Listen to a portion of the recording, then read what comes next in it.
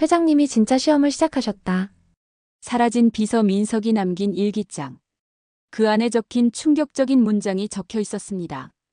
박은주 씨 연락. 신탁 준비 완료. 모든 것이 계획대로.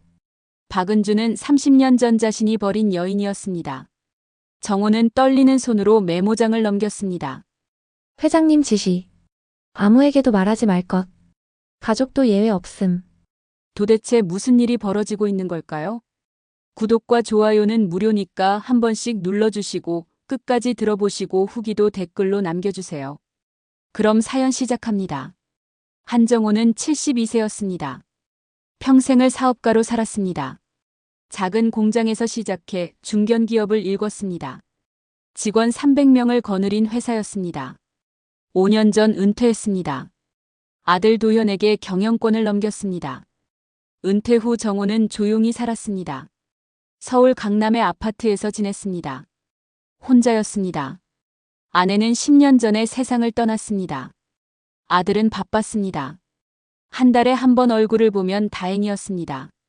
정호는 외롭지 않다고 스스로를 달랬습니다. 책을 읽고 산책을 하고 가끔 옛 동료들을 만났습니다. 평온한 노년이었습니다. 아니, 평온한 것처럼 보였습니다. 어느 날 오후 정호는 구청에 갔습니다.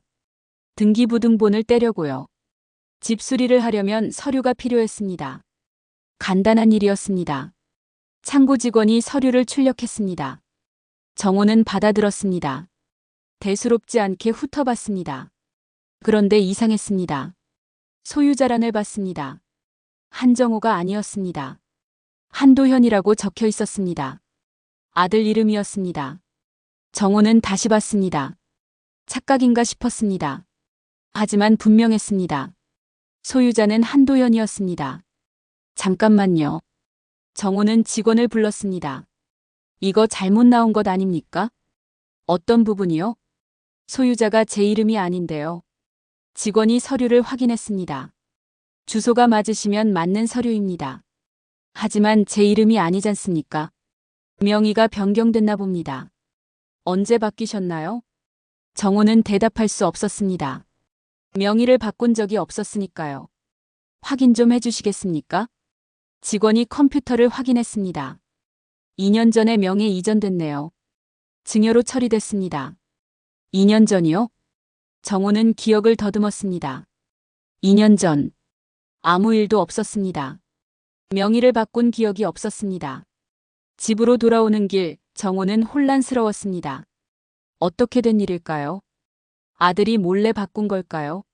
아니면 착오일까요? 집에 도착해서 아들에게 전화했습니다. 도현아, 나야. 아버지, 무슨 일이세요? 너 진명에 바꿨냐? 잠시 침묵이 흘렀습니다. 아, 그거요. 아버지 건강 생각해서 미리 정리했어요. 내가 언제 허락했냐? 아버지, 나중에 상속세 문제도 있고 해서요. 세무사가 추천했어요.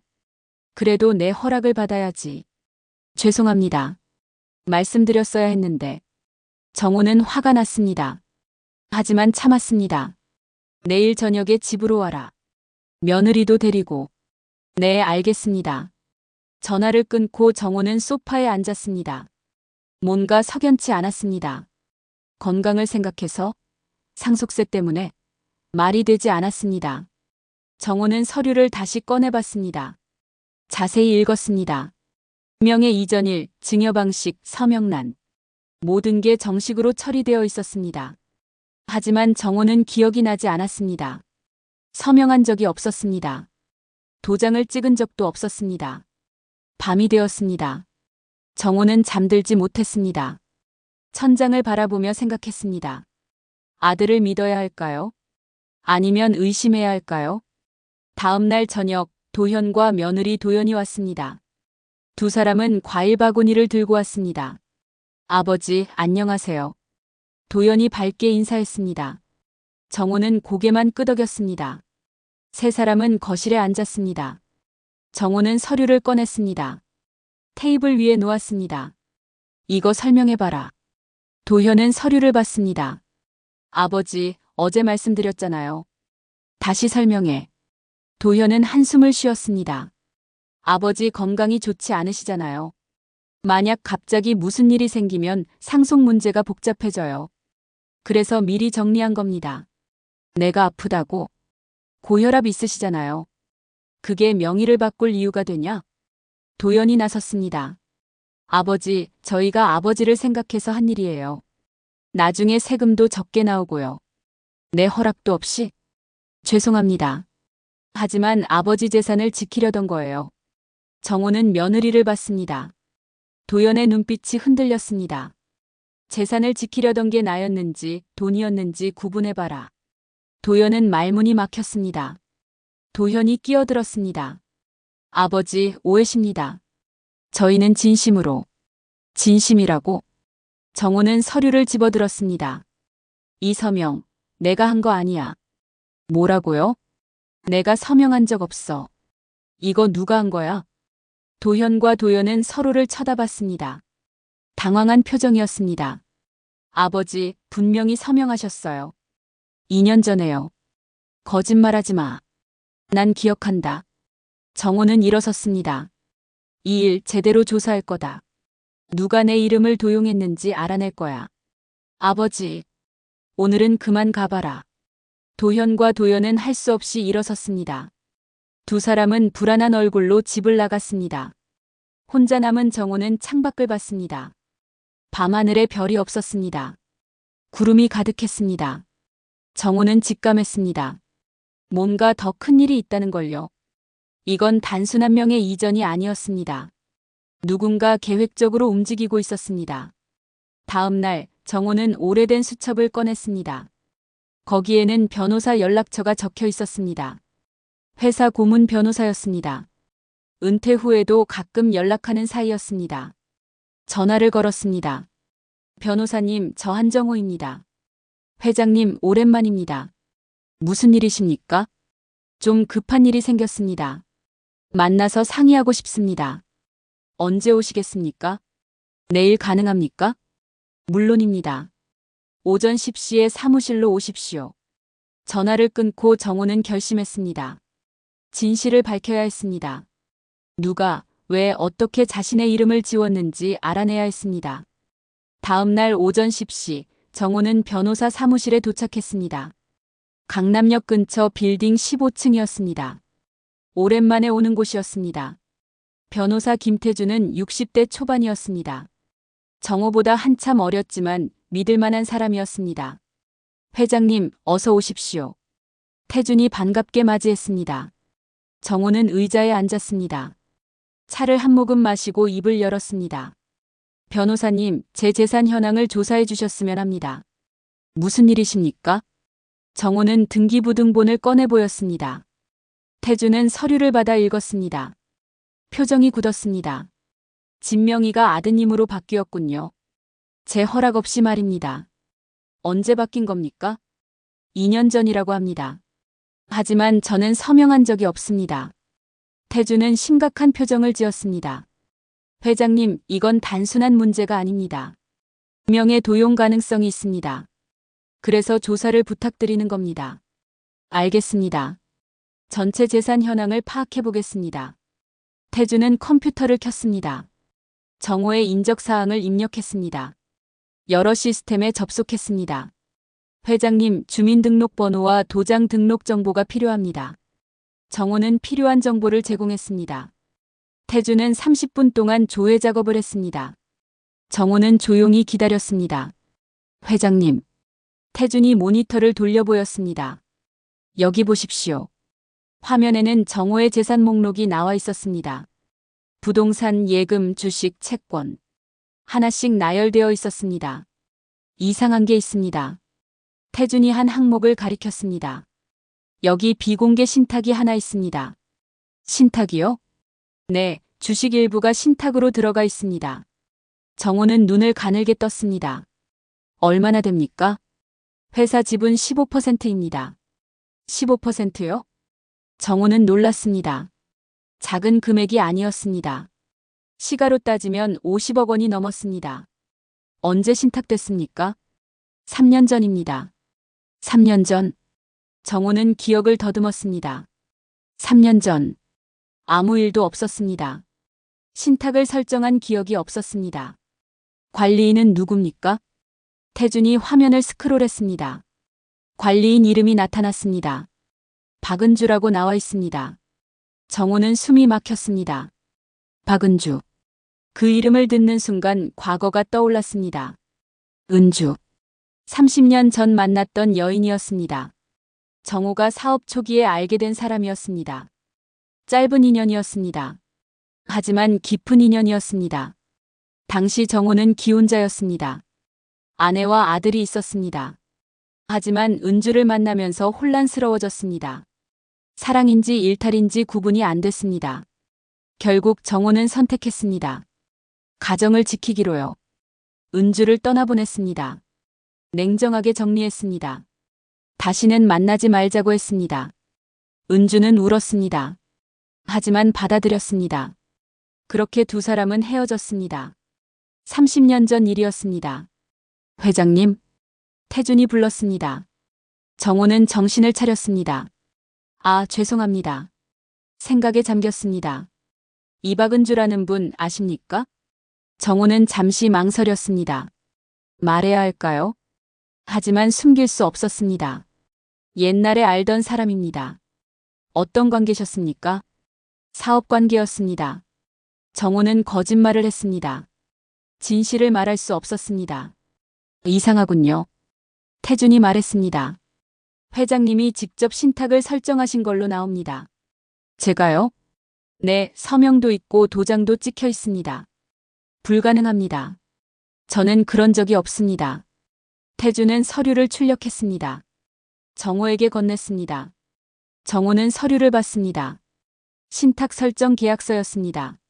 날짜는 3년 전이었습니다. 서명란을 받습니다. 분명히 정호의 서명이 있었습니다. 도장도 찍혀 있었습니다. 하지만 정호는 기억이 없었습니다. 이 서류를 본 적도 서명한 적도 없었습니다. 이건 제 서명이 아닙니다. 회장님, 필적이 똑같습니다. 아니, 이건 제가 쓴 게 아닙니다. 정호는 확신했습니다. 누군가 위조한 겁니다. 아니면 정호가 모르는 사이에 서명을 받아낸 겁니다. 변호사님, 이거 조사할 수 있습니까? 물론입니다. 하지만 시간이 걸립니다. 얼마나요? 한 달 정도는 봐야 합니다. 정호는 고개를 끄덕였습니다. 최대한 빨리 부탁드립니다. 알겠습니다. 그런데 회장님. 네. 이박은주라는 분 연락할 수 있습니까? 정호는 망설였습니다. 은주와 연락한 지 30년이 지났습니다. 번호도 모릅니다. 어디 사는지도 몰랐습니다. 모르겠습니다. 오래전에 연락이 끊겼습니다. 제가 찾아보겠습니다. 태준은 메모를 했습니다. 정호는 자리에서 일어났습니다. 변호사님, 이 일 아무한테도 말하지 마십시오. 물론입니다. 비밀을 지키겠습니다. 정호는 사무실을 나왔습니다. 엘리베이터를 타고 1층으로 내려갔습니다. 밖으로 나왔습니다. 거리는 사람들로 붐볐습니다. 정호는 그 속을 걸었습니다. 머리가 복잡했습니다. 은주. 왜 은주가 신탁관리인일까요? 30년 만에 다시 나타난 이유는 뭘까요? 우연일까요? 아니면 계획된 일일까요? 정호는 벤치에 앉았습니다. 하늘을 올려다봤습니다. 구름이 흘러갔습니다. 과거가 떠올랐습니다. 은주와 함께했던 시간들. 행복했던 순간들. 하지만 정호는 은주를 버렸습니다. 냉정하게 정리했습니다. 은주는 어떤 삶을 살았을까요? 원망했을까요? 아니면 잊었을까요? 정호는 주머니에서 휴대전화를 꺼냈습니다. 인터넷 검색을 했습니다. 박은주를 검색했습니다. 여러 결과가 나왔습니다. 하지만 정호가 아는 은주인지 확인할 수 없었습니다. 그때 한 기사가 눈에 띄었습니다. 박은주 씨, 자산관리 전문가로 활약. 정호는 기사를 클릭했습니다. 사진이 나왔습니다. 중년 여성의 얼굴이었습니다. 세월이 흘렀지만 알아볼 수 있었습니다. 은주였습니다. 기사를 읽었습니다. 은주는 자산관리 회사를 운영하고 있었습니다. 성공한 사업가였습니다. 여러 고액 자산가들의 재산을 관리하고 있었습니다. 정호는 휴대전화를 내렸습니다. 가슴이 두근거렸습니다. 은주가 성공했다는 게 놀라웠습니다. 하지만 더 놀라운 건 은주가 정호의 재산 일부를 관리하고 있다는 사실이었습니다. 이건 우연이 아니었습니다. 분명히 의도가 있었습니다. 정호는 자리에서 일어났습니다. 집으로 돌아가야 했습니다. 생각을 정리해야 했습니다. 집에 도착했습니다. 현관문을 열고 들어갔습니다. 거실 소파에 앉았습니다. 정호는 눈을 감았습니다. 모든 게 연결되고 있었습니다. 진명의 변경, 신탁 설정, 그리고 은주. 누군가 계획을 세웠습니다. 정호의 재산을 조금씩 빼돌리고 있었습니다. 하지만 누구일까요? 아들일까요? 며느리일까요? 아니면 은주일까요? 정호는 확신할 수 없었습니다. 하지만 한 가지는 분명했습니다. 이 모든 일의 중심에 은주가 있다는 것이었습니다. 일주일이 지났습니다. 정호는 변호사 태준의 연락을 기다렸습니다. 조사 결과가 나오길 기다렸습니다. 하지만 연락은 오지 않았습니다. 그동안 정호는 혼자 조사를 시작했습니다. 과거 서류들을 뒤졌습니다. 은행 거래 내역을 확인했습니다. 뭔가 단서를 찾으려 했습니다.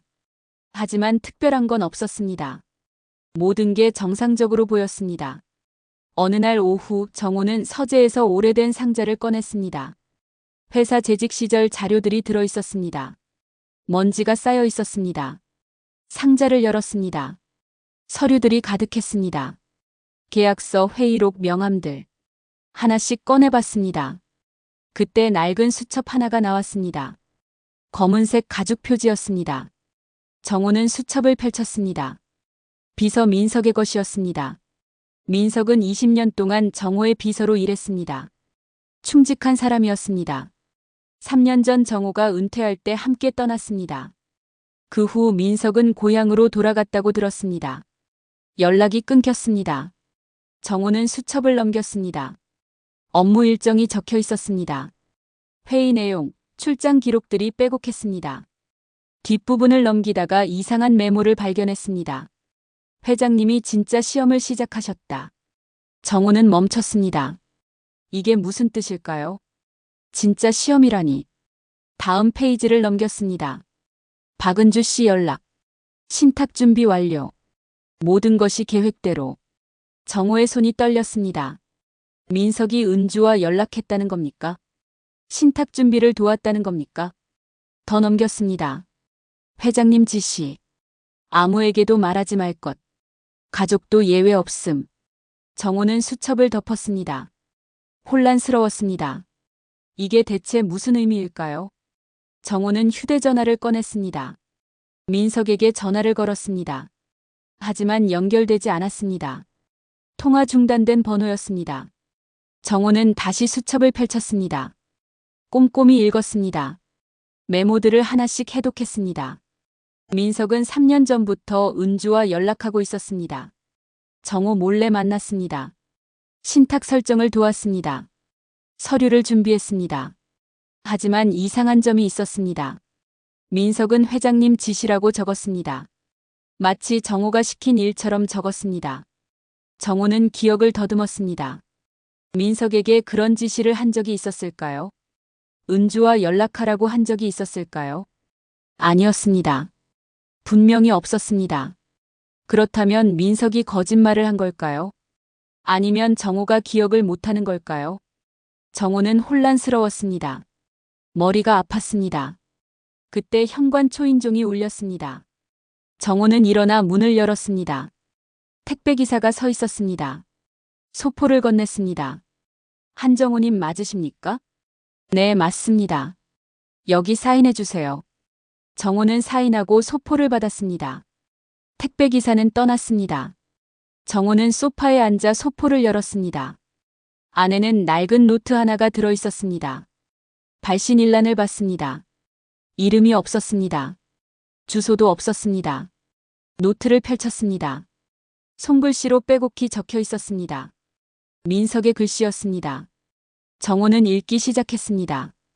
회장님께. 저는 이제 떠납니다. 더 이상 견딜 수 없습니다.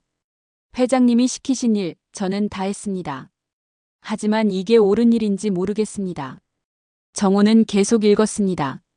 박은주 씨와 연락하라고 하셨죠. 신탁을 준비하라고 하셨죠. 가족들한테 비밀로 하라고 하셨죠. 저는 다 했습니다. 정호는 숨이 막혔습니다. 민석은 정호가 지시했다고 믿고 있었습니다. 하지만 회장님, 이건 시험입니까? 가족을 시험하시는 겁니까? 아니면 진짜로 재산을 옮기시려는 겁니까? 정호는 노트를 내려놓았습니다. 손이 떨렸습니다. 시험. 민석은 계속 시험이라고 적었습니다. 정호가 가족을 시험하고 있다고 믿었습니다. 하지만 정호는 그런 지시를 한 적이 없었습니다. 시험 같은 건 계획한 적도 없었습니다. 그렇다면 누가 민석에게 거짓 지시를 한 걸까요? 누가 정호인 척했을까요? 정호는 노트를 다시 펼쳤습니다. 마지막 페이지를 봤습니다. 회장님, 박은주 씨가 말했습니다. 회장님이 진심을 확인하고 싶어 하신다고. 가족들이 진짜 회장님을 사랑하는지 아니면 돈을 사랑하는지 알고 싶어 하신다고. 정호는 눈을 감았습니다. 은주가 민석을 조종한 겁니다. 정호의 이름을 빌려 민석을 움직인 겁니다. 그래서 저는 도왔습니다. 회장님의 시험을 도왔습니다. 하지만 이제는 무섭습니다. 이 시험의 끝이 어떻게 될지 모르겠습니다. 마지막 문장이었습니다. 회장님, 저는 이제 떠납니다. 용서해 주십시오. 정호는 노트를 덮었습니다. 민석이 사라진 이유를 알았습니다. 죄책감 때문이었습니다. 잘못된 일에 가담했다는 죄책감이었습니다. 하지만 민석은 몰랐습니다. 정호가 지시한 게 아니라는 걸요. 은주가 꾸민 일이라는 걸요. 정호는 휴대전화를 들었습니다. 변호사 태준에게 전화했습니다. 변호사님, 급합니다. 지금 만날 수 있습니까? 무슨 일이십니까? 증거를 찾았습니다. 박은주가 제 비서를 이용했습니다. 알겠습니다. 30분 후에 사무실로 오십시오. 전화를 끊고 정호는 서둘러 준비했습니다. 민석의 수첩과 노트를 챙겼습니다. 외투를 입었습니다. 집을 나서려는데 또 초인종이 울렸습니다. 정호는 문을 열었습니다. 도연이 서 있었습니다. 며느리였습니다. 눈이 빨갛게 부어 있었습니다. 아버지. 도연의 목소리가 떨렸습니다. 무슨 일이냐? 저 아버지께 말씀드릴 게 있어요. 지금은 바쁘다. 나중에 하자. 아니에요. 지금 해야 해요. 도연은 정호를 붙잡았습니다. 눈물이 흘렀습니다. 저도 아버지 재산을 지키려 했어요. 진짜예요. 정호는 며느리를 봤습니다. 도연의 눈빛이 흔들렸습니다. 하지만 박은주라는 사람이 연락했어요. 아버지가 우릴 시험하신다고 했어요. 정호는 숨이 멎었습니다. 뭐라고? 박은주 씨가 말했어요. 아버지가 명의를 바꾸라고 하셨다고. 우리가 진심으로 아버지를 모시는지 보고 싶어 하신다고. 정호는 벽에 기댔습니다. 다리에 힘이 풀렸습니다. 은주가 가족들까지 조종한 겁니다. 정호의 이름으로 거짓말을 한 겁니다. 아버지, 저희가 잘못했어요. 하지만 저희는 정말 아버지를 위해서. 정호는 손을 들어 제지했습니다. 그만. 나중에 이야기하자. 정호는 도연을 지나쳐 밖으로 나갔습니다. 엘리베이터를 탔습니다. 내려가면서 정호는 깨달았습니다. 은주가 모든 걸 계획한 겁니다. 민석을 이용하고 가족을 조종하고 정호의 재산을 옮긴 겁니다. 하지만 왜일까요? 복수일까요? 30년 전 일에 대한 복수일까요? 정호는 주먹을 쥐었습니다. 이제 은주를 직접 만나야 했습니다. 진실을 들어야 했습니다. 정호는 변호사 사무실에 도착했습니다. 태준이 기다리고 있었습니다. 정호는 민석의 수첩과 노트를 꺼내 보였습니다. 변호사님, 이걸 보십시오. 태준은 수첩을 받아 읽기 시작했습니다. 페이지를 넘기며 표정이 굳어갔습니다. 이건 심각합니다. 박은주 씨가 계획적으로 움직인 겁니다. 그렇습니다. 제 비서를 이용했고 가족들까지 속였습니다. 태준은 노트도 읽었습니다. 한참을 읽다가 고개를 들었습니다. 회장님, 이상한 점이 있습니다. 뭡니까?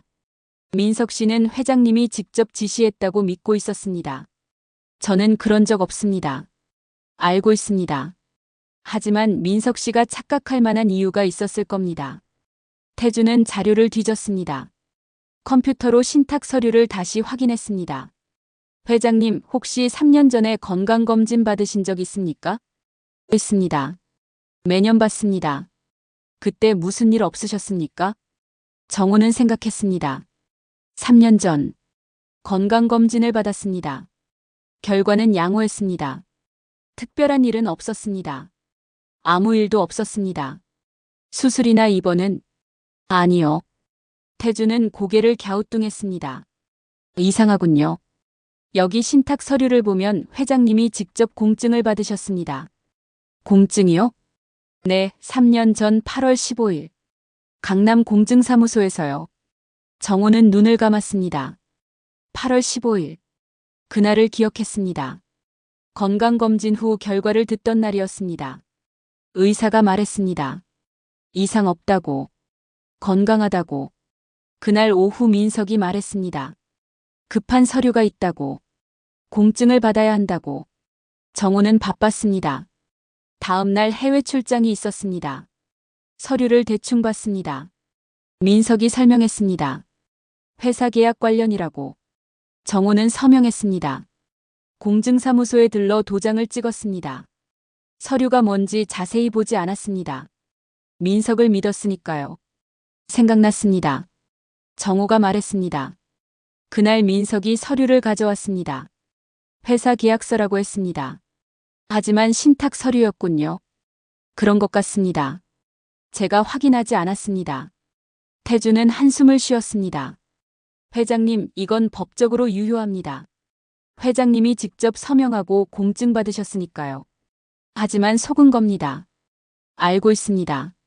하지만 증명하기 어렵습니다. 정호는 주먹을 쥐었습니다. 은주가 치밀하게 계획한 겁니다. 민석을 통해 서류를 만들고 정호가 바쁜 틈을 이용해 서명을 받아낸 겁니다. 가족회의를 여십시오. 태준이 말했습니다.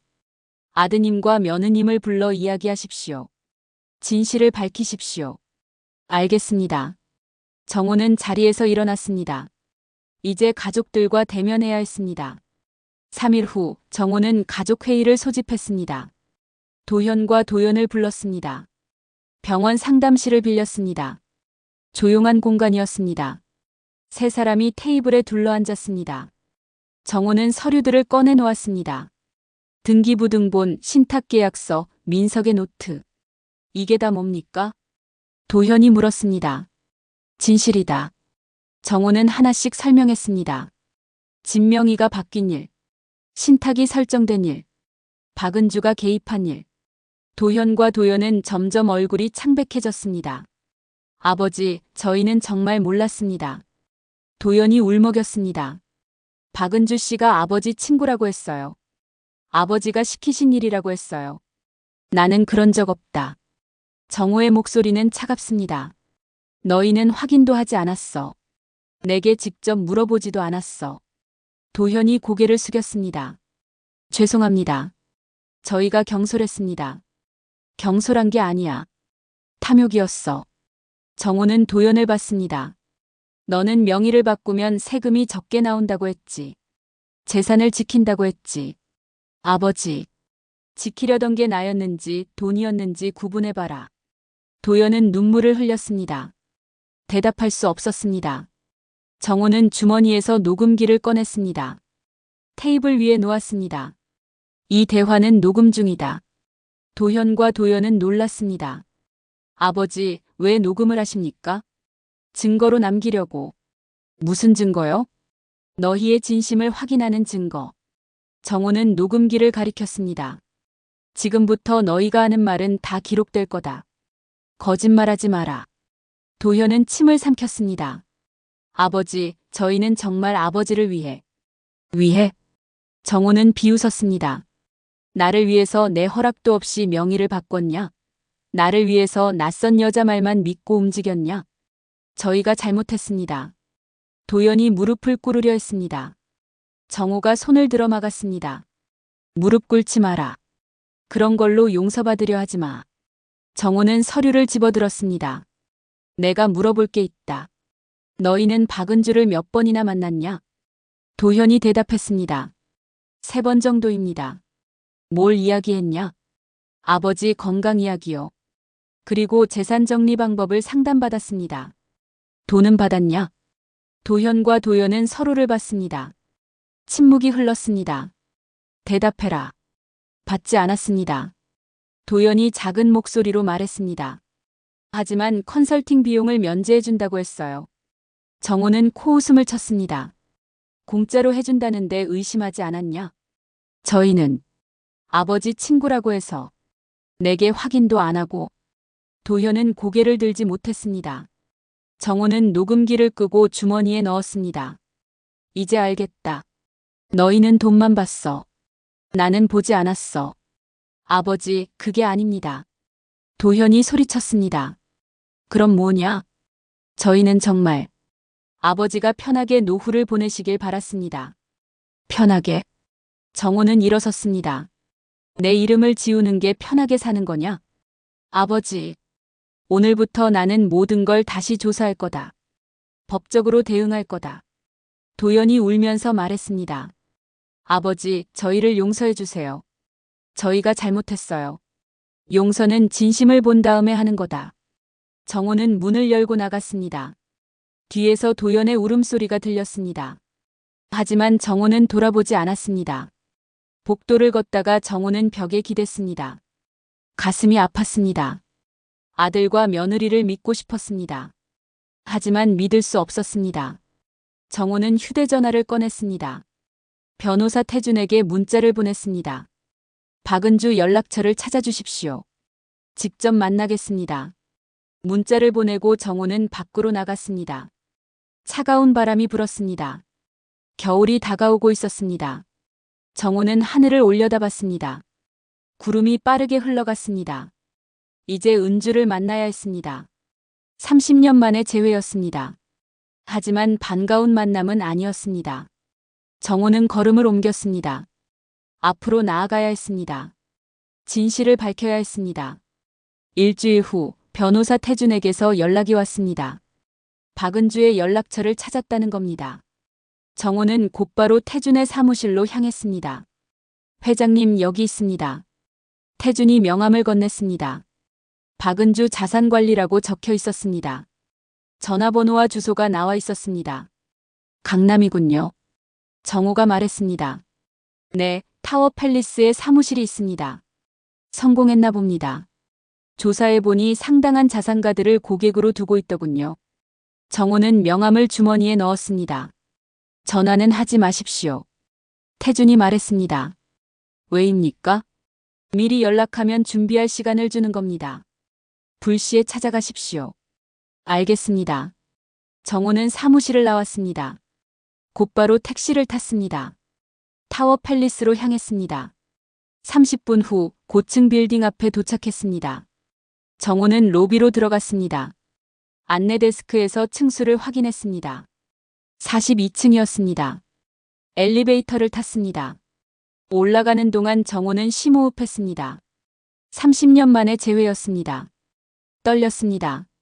42층에 도착했습니다. 문이 열렸습니다. 복도를 걸었습니다. 끝에 유리문이 보였습니다. 박은주 자산관리라는 간판이 붙어 있었습니다. 정호는 문을 열고 들어갔습니다. 깔끔한 사무실이었습니다. 리셉션 데스크에 젊은 여직원이 앉아 있었습니다. 어서 오세요. 예약하셨나요? 아닙니다. 박은주 대표를 만나러 왔습니다. 성함이 어떻게 되시죠? 한정호입니다. 여직원의 표정이 변했습니다. 놀란 표였습니다. 잠시만 기다려주세요. 여직원은 내선 전화를 들었습니다. 작은 목소리로 이야기했습니다. 끊고 나서 말했습니다. 안으로 들어가십시오. 정호는 고개를 끄덕이고 안쪽으로 들어갔습니다. 복도 끝에 대표실이 있었습니다. 문이 열려 있었습니다. 정호는 문 앞에 섰습니다.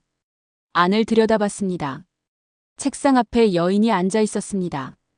은주였습니다. 30년의 세월이 흘렀지만 알아볼 수 있었습니다. 머리는 희끗희끗했습니다. 주름이 깊어졌습니다. 하지만 눈빛은 예전 그대로였습니다. 은주도 정호를 봤습니다. 놀라지 않았습니다. 마치 기다렸다는 듯이 미소 지었습니다. 들어오세요, 정호 씨. 정호는 안으로 들어갔습니다. 문을 닫았습니다. 은주 앞 의자에 앉았습니다. 두 사람은 한참 동안 서로를 바라봤습니다. 침묵이 흘렀습니다. 오랜만입니다. 은주가 먼저 말했습니다. 그렇습니다. 잘 지내셨어요? 당신은요? 보시다시피 잘 지냅니다. 은주는 사무실을 둘러보며 말했습니다. 이 모든 게 제가 일궈낸 겁니다. 정호는 대답하지 않았습니다. 은주는 계속 말했습니다. 30년 전 당신이 저를 떠났을 때 저는 무너졌습니다. 하지만 다시 일어났죠. 왜 이런 짓을 했습니까? 정호가 물었습니다. 은주는 웃었습니다. 무슨 짓 말인가요? 제 비서를 이용하고 제 가족을 속이고 제 재산을 빼돌린 짓 말입니다. 은주는 차를 따랐습니다.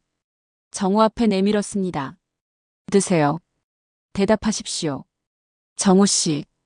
은주는 차를 마시며 말했습니다. 저는 아무것도 훔치지 않았어요.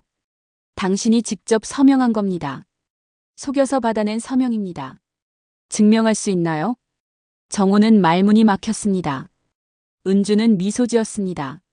민석 씨는 당신이 지시했다고 믿었어요. 당신 가족들도 마찬가지고요. 당신이 거짓말을 한 겁니다. 아니에요. 저는 진실을 말했습니다. 은주는 서랍을 열었습니다. 서류 하나를 꺼냈습니다. 정호에게 건넸습니다. 정호는 서류를 받아봤습니다. 오래된 편지였습니다. 손글씨로 적혀 있었습니다. 정호의 글씨였습니다. 이게 뭡니까? 당신이 30년 전에 제게 쓴 편지입니다. 정호는 편지를 읽었습니다. 은주에게. 미안합니다. 나는 가족을 선택했습니다. 하지만 당신을 잊지 못할 겁니다. 언젠가 내가 가진 것을 당신과 나누고 싶습니다. 정호는 기억했습니다. 이 편지를 쓴 날을 기억했습니다. 헤어지던 날이었습니다. 죄책감에 쓴 편지였습니다. 이게 무슨 상관입니까? 당신이 약속했잖아요. 언젠가 나누겠다고. 말장난입니다. 아니에요. 저는 30년 동안 이 약속을 기억했어요. 은주는 자리에서 일어났습니다. 창가로 걸어갔습니다. 밖을 바라봤습니다. 정호 씨, 당신은 저를 버렸어요. 아무런 보상도 없이 떠나보냈죠. 그때는 어쩔 수 없었습니다. 알아요. 당신은 가정을 지켜야 했죠. 저도 이해했어요. 은주는 정호를 돌아봤습니다. 하지만 이제는 달라요. 이제 당신이 약속을 지킬 차례입니다. 정호는 일어섰습니다.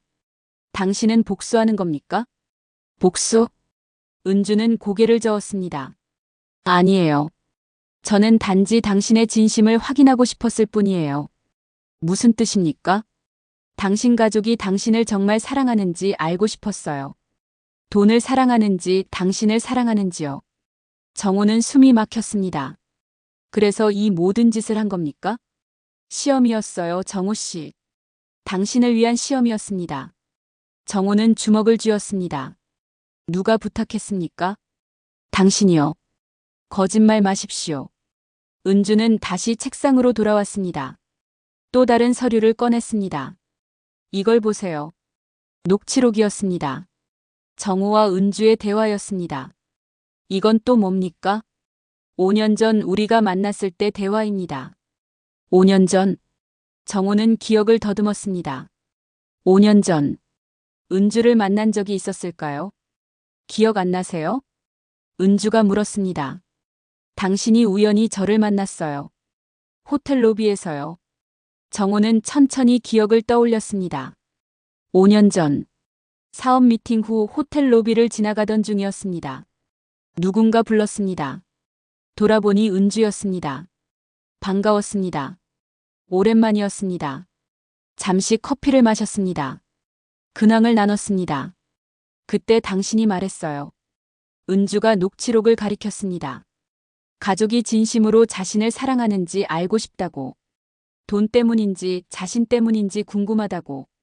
정호는 입술을 깨물었습니다. 그런 말을 한 기억이 희미하게 났습니다. 술을 마시며 푸념처럼 한 말이었습니다. 그래서 제가 제안했어요. 은주가 말했습니다. 시험해보라고. 제가 도와주겠다고. 제가 동의했습니까? 아니요. 하지만 거절하지도 않으셨어요. 정호는 고개를 저었습니다. 이건 말도 안 됩니다. 정호 씨. 은주가 정호에게 다가왔습니다. 이제 결과가 나왔어요. 당신 가족은 시험에 떨어졌습니다. 정호는 은주를 봤습니다. 은주의 눈에는 슬픔이 있었습니다. 당신이 가진 건 돈이 아니에요, 정호 씨. 사람의 이기심을 증명할 기회였습니다. 정호는 할 말을 잃었습니다. 은주는 창가로 다시 걸어갔습니다. 이제 어떻게 하시겠어요? 은주가 물었습니다. 정호는 대답하지 못했습니다. 모든 게 혼란스러웠습니다. 정호는 은주의 사무실을 나왔습니다. 머리가 복잡했습니다. 엘리베이터를 타고 1층으로 내려왔습니다. 로비를 지나 밖으로 나왔습니다. 찬바람이 불었습니다. 정호는 벤치에 앉았습니다. 생각을 정리해야 했습니다. 은주의 말이 맴돌았습니다. 시험이었다고. 가족의 진심을 확인하려던 거였다고. 정호는 인정하고 싶지 않았습니다.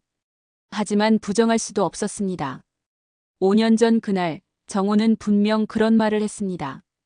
가족이 자신을 사랑하는지 의심했습니다. 휴대전화가 울렸습니다. 도현이었습니다. 정호는 받지 않았습니다. 다시 울렸습니다. 이번에는 도현이었습니다. 역시 받지 않았습니다. 문자가 왔습니다. 도현이 보낸 겁니다. 아버지, 제발 전화 받아주세요. 이야기하고 싶습니다. 정호는 문자를 지웠습니다. 지금은 가족과 이야기할 기분이 아니었습니다. 며칠이 지났습니다. 정호는 집에서 나오지 않았습니다. 전화도 받지 않았습니다. 혼자 있고 싶었습니다. 어느 날 오후 현관 초인종이 울렸습니다. 정호는 무시했습니다. 다시 울렸습니다. 계속 울렸습니다. 정호는 할 수 없이 일어나 문을 열었습니다. 도현과 도연이 서 있었습니다. 두 사람 뒤로 낯선 사람들이 보였습니다. 누굽니까? 정호가 물었습니다. 기자들입니다. 도현이 대답했습니다. 아버지, 저희가 기자회견을 하려고 합니다. 무슨 소리냐? 진실을 밝히려고 합니다. 박은주 씨가 저희를 이용한 일을요. 정호는 고개를 저었습니다. 들어가거라. 그런 짓 하지 마라. 아버지, 이대로는 안 됩니다. 저희 명예도 지켜야 합니다. 명예. 정호는 비웃었습니다. 이제 와서 명예를 지키겠다고. 도연이 나섰습니다. 아버지, 저희도 피해자예요. 박은주 씨한테 속은 거예요. 너희가 탐욕스러웠기 때문이야. 정호는 문을 닫으려 했습니다. 도현이 문을 붙잡았습니다. 아버지, 제발요. 저희 말 좀 들어주세요. 나라. 안 됩니다. 오늘은 꼭 말씀드려야 합니다. 정호는 한숨을 쉬었습니다. 어쩔 수 없이 문을 열었습니다. 들어와라. 하지만 기자들은 안 돼. 도현과 도연만 들어왔습니다. 기자들은 밖에서 기다렸습니다. 세 사람은 거실에 앉았습니다. 정호는 팔짱을 꼈습니다. 할 말이 뭐냐? 도현이 입을 열었습니다. 아버지, 저희는 박은주 씨를 고소하려고 합니다. 고소? 네, 사기죄로요. 저희를 속인 죄로요. 정호는 고개를 저었습니다. 소용없어. 법적으로 문제없어. 하지만 도덕적으로는 문제잖아요. 도덕? 정호는 웃었습니다. 너희가 도덕을 말하냐? 도연이 울먹였습니다. 아버지, 저희가 잘못한 건 알아요. 하지만 저희도 당했어요. 당한 게 아니야. 욕심을 부린 거야. 정호는 일어섰습니다. 이제 그만 가거라. 기자회견 같은 건 하지 마라. 창피하게. 아버지. 도현이 소리쳤습니다. 아버지는 왜 이러세요? 저희 편이 아니세요? 편? 정호는 아들을 봤습니다. 너희는 내 편이었냐? 도현은 대답하지 못했습니다. 나가거라. 정호는 문을 열었습니다. 도현과 도연은 할 수 없이 일어났습니다. 밖으로 나가면서 도연이 말했습니다. 아버지, 저희는 기자회견을 할 겁니다. 진실을 밝힐 겁니다. 하고 싶은 대로 해라. 정호는 문을 닫았습니다. 다음 날 뉴스에 도현과 도연이 나왔습니다. 기자회견을 하고 있었습니다. 정호는 텔레비전을 켰습니다. 도연이 울면서 말했습니다. 저희는 박은주 씨한테 속았습니다. 시아버님이 시키신 일이라고 믿었습니다. 기자들이 질문했습니다. 확인은 안 하셨나요? 저희는 믿었습니다. 시아버님 친구라고 하셨으니까요. 도현도 말했습니다. 박은주 씨는 저희 가족을 이간질했습니다. 아버지와 저희 사이를 갈라놓으려 한 겁니다. 정호는 텔레비전을 껐습니다. 한심했습니다. 가족들이 피해자 행세를 하고 있었습니다. 휴대전화가 울렸습니다. 은주였습니다. 정호는 받았습니다. 받습니까? 은주가 물었습니다. 받습니다. 어떻습니까? 한심합니다. 은주는 웃었습니다. 이게 진짜 모습이에요, 정호 씨. 당신 가족의 진짜 모습입니다. 이제 만족했습니까? 아직 아니에요. 뭘 더 원하십니까? 마지막 시험이 남았어요. 정호는 긴장했습니다. 무슨 뜻입니까? 내일 백화점 1층으로 오세요. 오후 3시예요. 왜 거기로 가야 합니까? 마지막 장면을 보여드릴게요. 전화가 끊겼습니다. 정호는 휴대전화를 내려놓았습니다. 마지막 시험. 무슨 의미일까요? 정호는 불안했습니다. 다음 날 오후 정호는 백화점으로 향했습니다.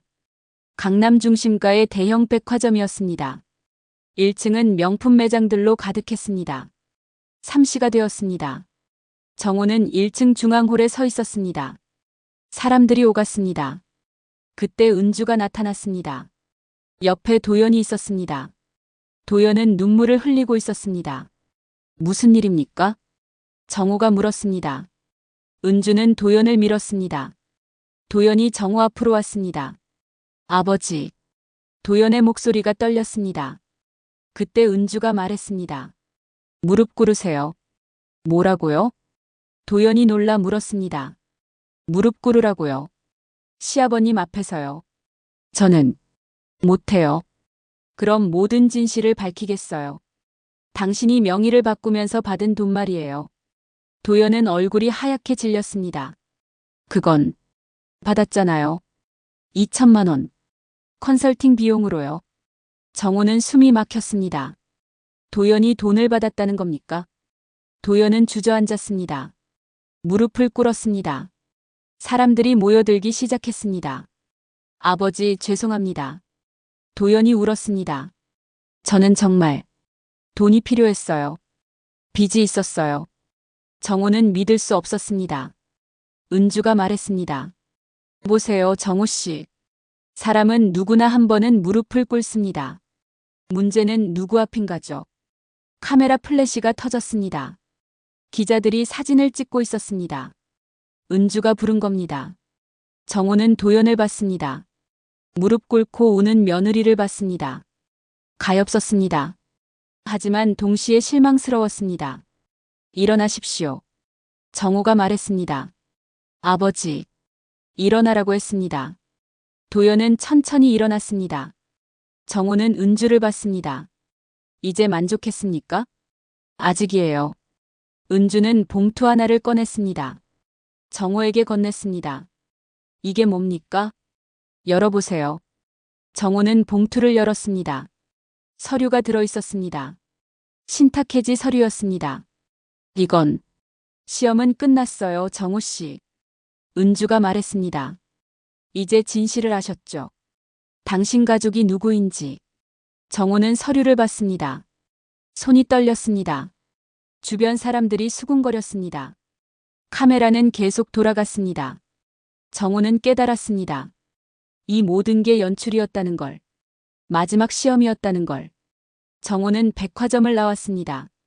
도연은 뒤따라오지 않았습니다. 은주도 사라졌습니다. 혼자 남았습니다. 택시를 타고 집으로 돌아왔습니다. 거실 소파에 주저앉았습니다. 손에는 여전히 신탁해지 서류가 들려 있었습니다. 정호는 서류를 다시 펼쳤습니다. 자세히 읽었습니다. 은주가 신탁을 해지한다는 내용이었습니다. 주식 15%를 다시 정호 명의로 돌려준다는 겁니다. 하지만 조건이 있었습니다. 마지막 페이지에 적혀 있었습니다. 한정호는 이 모든 과정을 통해 가족의 진심을 확인했음을 인정합니다. 박은주는 이를 도운 협력자였으며 사기나 배신 행위를 한 것이 아님을 확인합니다. 정호는 서류를 내려놓았습니다. 은주가 자신을 보호하고 있었습니다. 법적 문제가 생기지 않도록 말입니다. 며칠이 지났습니다. 정호는 변호사 태준을 다시 만났습니다. 서류를 보여줬습니다. 회장님, 서명하시면 안 됩니다. 태준이 말했습니다. 왜입니까? 이 서류에 서명하면 박은주 씨를 고소할 수 없습니다. 알고 있습니다. 그런데 왜 고민하십니까? 정호는 창밖을 봤습니다. 은주가 한 일이 완전히 틀렸다고 할 수 있습니까? 태준은 놀랐습니다. 회장님, 무슨 말씀이십니까? 은주는 제게 진실을 보여줬습니다. 가족들의 진짜 모습을요. 하지만 방법이 잘못됐습니다. 방법이 잘못됐어도 결과는 진실입니다.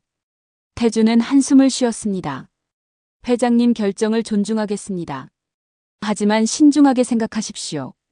정호는 사무실을 나왔습니다. 길을 걸었습니다. 생각을 정리했습니다. 은주가 보여준 것. 도현의 무관심, 도연의 탐욕, 민석의 배신. 모든 게 진실이었습니다. 하지만 정호도 책임이 있었습니다. 가족을 믿지 못했던 자신, 은주에게 푸념했던 자신. 5년 전 그 대화가 이 모든 일의 시작이었습니다. 일주일 후 정호는 결정을 내렸습니다. 은주를 다시 만나기로 했습니다. 다시 타워 팰리스를 찾았습니다. 은주의 사무실로 올라갔습니다. 예약 없이 찾아갔지만 은주는 맞아주었습니다. 오실 줄 알았어요. 은주가 말했습니다. 앉으십시오. 정호는 앉았습니다. 주머니에서 서류를 꺼냈습니다. 서명이 되어 있었습니다. 서명하셨군요. 은주가 서류를 받았습니다. 하지만 조건이 있습니다. 정호가 말했습니다. 무슨 조건이죠? 진실을 말해 주십시오. 왜 이런 일을 벌였습니까? 은주는 서류를 내려놓았습니다. 한참을 침묵했습니다. 복수였어요. 마침내 은주가 입을 열었습니다. 30년 전 당신이 저를 버렸을 때 저는 죽고 싶었어요. 정호는 고개를 숙였습니다. 하지만 살았죠. 악착같이 살았어요. 성공했어요. 돈을 벌었어요. 은주의 목소리가 떨렸습니다. 그런데 알았어요. 돈으로는 당신한테 복수할 수 없다는 걸요. 그래서 이런 방법을 택한 겁니까? 네. 당신이 가장 소중히 여기는 걸 흔들고 싶었어요. 가족이라는 믿음을요. 정호는 은주를 봤습니다. 은주의 눈에 눈물이 맺혔습니다. 미안합니다. 정호가 말했습니다.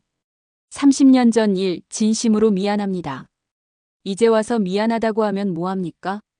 그래도 해야 할 말입니다. 은주는 눈물을 닦았습니다. 알아요. 당신도 어쩔 수 없었다는 거. 하지만 그게 저를 위로하지는 못했어요. 두 사람은 한참 동안 말이 없었습니다. 정호 씨. 은주가 입을 열었습니다. 제가 보여드린 것. 후회하세요? 아닙니다. 정호가 대답했습니다. 오히려 감사합니다. 은주는 놀랐습니다. 감사하다고요? 네. 진실을 봤으니까요. 정호는 일어섰습니다. 이제 저도 결정해야 합니다. 가족을 어떻게 대할지 말입니다. 어떻게 하실 건가요? 모르겠습니다. 하지만 거짓으로는 살지 않겠습니다. 정호는 문을 향해 걸어갔습니다. 문 앞에서 멈춰 섰습니다.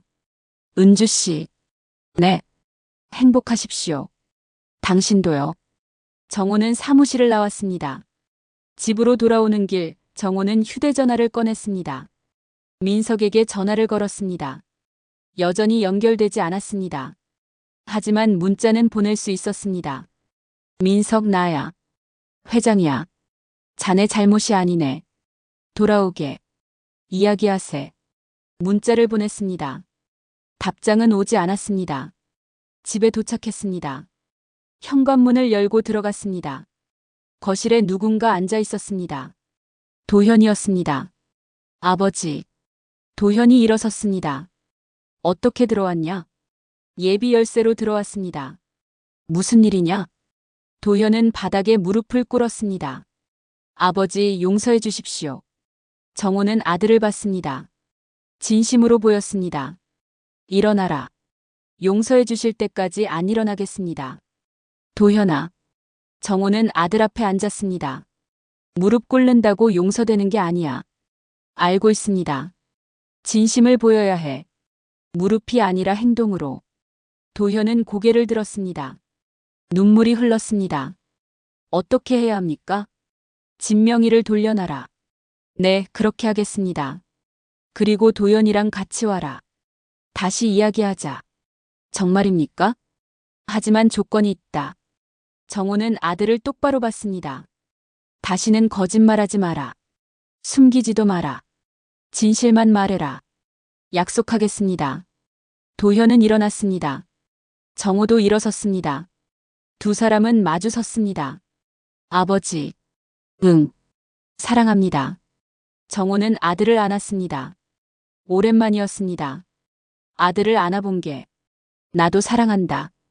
도현은 울었습니다. 정호도 눈물을 참았습니다. 그날 밤 정호는 오래된 상자를 꺼냈습니다. 30년 전 은주가 보낸 편지들이 들어 있었습니다. 하나씩 읽었습니다. 그리운 내용들이었습니다. 사랑한다는 말들이었습니다. 정호는 편지들을 모았습니다. 조심스럽게 태웠습니다. 제가 되어 흩어졌습니다. 이제 과거를 묻어야 했습니다. 새로 시작해야 했습니다. 정호는 노트를 꺼냈습니다. 펜을 들었습니다. 쓰기 시작했습니다. 내가 배운 것. 사람은 시험받아야 진실이 드러난다. 하지만 시험하는 사람도 시험받는다. 정호는 펜을 내려놓았습니다. 창밖을 봤습니다. 별이 떠 있었습니다. 밝게 빛나고 있었습니다. 6개월이 흘렀습니다. 겨울이 지나고 봄이 왔습니다. 벚꽃이 피기 시작했습니다. 정호는 아침 일찍 일어났습니다. 창문을 열었습니다. 신선한 공기가 들어왔습니다. 새들이 지저귀고 있었습니다. 지난 6개월 동안 많은 일이 있었습니다. 도현은 약속대로 진명이를 돌려놨습니다. 법적 절차를 밟아 정호 명의로 되돌렸습니다. 도현은 받았던 2천만 원을 갚았습니다. 빚을 내서라도 갚겠다고 했습니다. 정호는 받았습니다. 하지만 은행에 저축해뒀습니다. 언젠가 돌려줄 생각이었습니다. 은주는 약속대로 신탁을 해지했습니다. 주식 15%가 정호에게 돌아왔습니다. 그 후 연락이 없었습니다. 정호도 연락하지 않았습니다. 민석은 돌아왔습니다. 한 달 전이었습니다. 고향에서 농사를 짓고 있다가 문자를 보고 올라왔습니다. 회장님 죄송합니다. 민석은 울었습니다. 자네 잘못이 아니네. 정호는 민석을 위로했습니다. 저는 회장님을 배신했습니다. 아니야. 자네는 날 지키려 했어. 잘못된 방법이었지만. 정호는 민석에게 일자리를 제안했습니다. 다시 비서로 일하라고 했습니다.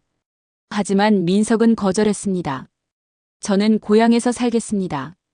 그게 저한테 맞는 것 같습니다. 정호는 이해했습니다. 억지로 붙잡지 않았습니다. 오늘은 특별한 날이었습니다. 도현과 도연이 점심 식사에 초대했습니다. 식당에서 만나기로 했습니다. 정호는 옷을 갈아입었습니다. 깔끔한 셔츠와 바지를 입었습니다. 거울을 보며 매무새를 다듬었습니다. 택시를 타고 식당으로 향했습니다. 강남의 조용한 한식당이었습니다. 도착하니 도현과 도연이 기다리고 있었습니다. 아버지 오셨습니까? 도현이 반갑게 맞이했습니다. 응, 왔다. 세 사람은 예약된 룸으로 들어갔습니다. 정갈한 상차림이 준비되어 있었습니다. 아버지 앉으세요. 정호는 자리에 앉았습니다.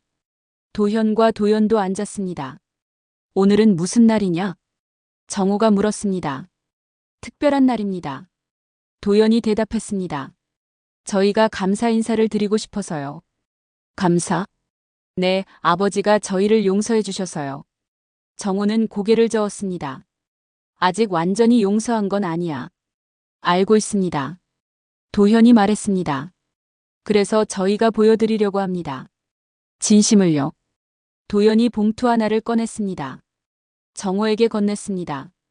이게 뭐냐? 열어보세요. 정호는 봉투를 열었습니다. 안에는 통장이 들어 있었습니다. 정호 명의였습니다. 이건 저희가 6개월 동안 모은 돈입니다.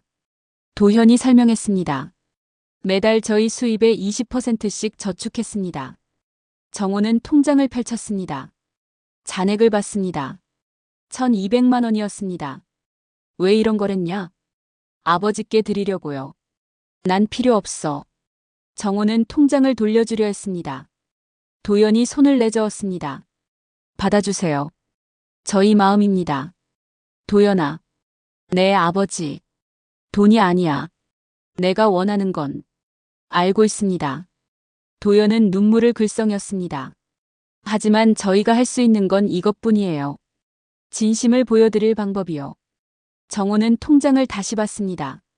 입출금 내역을 확인했습니다. 매달 꾸준히 입금되어 있었습니다. 고맙다. 정호가 말했습니다. 받겠다. 도현과 도연은 환하게 웃었습니다. 식사가 시작됐습니다. 음식이 하나씩 나왔습니다. 세 사람은 함께 먹었습니다. 오랜만에 화기애애한 분위기였습니다. 아버지, 회사는 어떻습니까? 정호가 물었습니다. 잘 되고 있습니다. 지난 분기 실적이 좋았습니다. 다행이구나. 아버지 덕분입니다. 내가 뭘 했냐? 아버지가 가르쳐 주신 거 많습니다. 도현은 진심으로 말했습니다. 정직하게 일하는 법, 사람을 대하는 법, 모두 아버지한테 배웠습니다. 정호는 뿌듯했습니다. 아들이 변하고 있었습니다. 식사 후 차를 마셨습니다. 도연이 조심스럽게 물었습니다. 아버지, 박은주 씨는 어떻게 지내시는지 아세요? 정호는 고개를 저었습니다. 모르겠다. 연락 안 하고 있어. 그분은 나쁜 분이었나요? 정호는 잠시 생각했습니다. 나쁘다고 할 수는 없어. 하지만 저희를 속였잖아요. 그래. 하지만 진실도 보여줬어. 도연은 이해가 안 된다는 표정이었습니다. 정호는 설명했습니다. 은주는 우리 가족의 진짜 모습을 보여줬어. 아프지만 필요한 일이었어. 그럼 아버지는 그분을 용서하신 건가요? 용서라기보다는 이해하는 거야. 정호는 차를 마셨습니다. 사람은 다 이유가 있어. 은주도 마찬가지고. 저녁이 되었습니다. 식당을 나왔습니다. 밖은 어두워지고 있었습니다. 아버지, 집까지 모셔다 드릴까요? 도현이 물었습니다. 아니야. 걸어갈게. 혼자 괜찮으세요? 괜찮아. 운동도 할 겸. 정호는 두 사람과 작별 인사를 했습니다. 천천히 걷기 시작했습니다. 거리는 사람들로 붐볐습니다. 정호는 그 속을 걸었습니다. 서두르지 않았습니다. 천천히 주변을 보며 걸었습니다. 공원을 지나갔습니다. 벚꽃이 활짝 피어 있었습니다. 바람이 불자 꽃잎이 흩날렸습니다. 아름다운 광경이었습니다. 정호는 벤치에 앉았습니다. 하늘을 올려다봤습니다. 별이 하나둘 떠오르고 있었습니다. 지난 1년을 돌아봤습니다. 많은 일이 있었습니다. 배신, 시험, 진실. 모든 게 혼란스러웠습니다. 하지만 이제는 알았습니다. 정호 자신도 완벽하지 않았습니다. 가족을 믿지 못했고 의심했고 시험하고 싶어 했습니다. 은주는 그 마음을 이용했습니다. 하지만 동시에 진실을 보여줬습니다. 정호는 주머니에서 휴대전화를 꺼냈습니다. 은주의 번호를 찾았습니다. 전화를 걸까 망설였습니다. 결국 문자를 보냈습니다. 은주 씨, 잘 지내시죠? 저는 잘 지냅니다. 감사합니다. 진실을 보여줘서. 문자를 보냈습니다. 답장은 금방 왔습니다. 저도 감사합니다. 용서해 주셔서. 행복하세요. 정호는 미소 지었습니다. 휴대전화를 주머니에 넣었습니다. 벤치에서 일어났습니다. 다시 걷기 시작했습니다. 집으로 향했습니다. 집에 도착했습니다. 현관문을 열고 들어갔습니다. 고요했습니다. 하지만 외롭지 않았습니다. 정호는 서재로 갔습니다. 책상 앞에 앉았습니다. 노트를 펼쳤습니다. 펜을 들었습니다. 마지막 페이지에 썼습니다. 죽은 사람은 떠나도 이름은 남아 일을 한다. 정호는 펜을 내려놓았습니다. 노트를 덮었습니다. 자신의 이름으로 무엇을 남길 것인가? 재산이 아니었습니다. 권력도 아니었습니다. 사람이었습니다. 진실이었습니다. 용서였습니다. 정호는 창밖을 봤습니다. 달이 떠 있었습니다. 밝게 빛나고 있었습니다. 72세의 삶. 아직 끝나지 않았습니다. 남은 시간 동안 정호는 다르게 살기로 했습니다. 진실하게, 용서하며, 사랑하며. 정호는 책상에서 일어났습니다. 거실로 나왔습니다. 소파에 앉았습니다. 텔레비전을 켰습니다. 뉴스가 나왔습니다. 한 재단 설립 소식이었습니다. 하는 재단이라고 했습니다. 대표는 박은주였습니다. 정호는 놀라 화면을 봤습니다. 은주가 인터뷰하고 있었습니다. 이 재단은 한정호 회장님의 뜻을 기리기 위해 설립됐습니다. 은주가 말했습니다. 회장님은 평생 진실을 추구하신 분입니다. 이 재단도 그 정신을 이어가겠습니다. 정호는 웃었습니다. 은주가 마지막 선물을 준 겁니다. 정호의 이름으로 재단을 만든 겁니다. 휴대전화가 울렸습니다. 은주였습니다. 정호는 받았습니다. 받습니까? 받습니다. 놀라셨죠? 네. 고맙습니다. 이게 제가 드릴 수 있는 마지막 선물입니다. 충분합니다.